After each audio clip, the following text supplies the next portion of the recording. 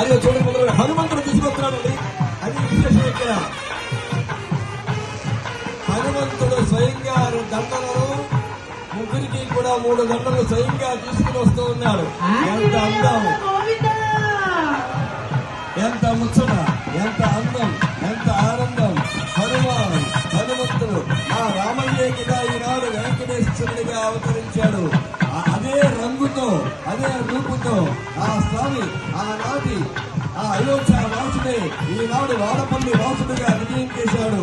వారికి నేను స్వయంగా దండలు పట్టుకొచ్చిద్దామని ఇదిగో ముగ్గురికి 3 దండలు సమర్పించాడు స్వామి.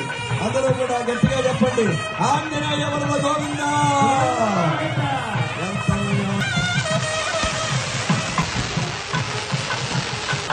గోవిందా.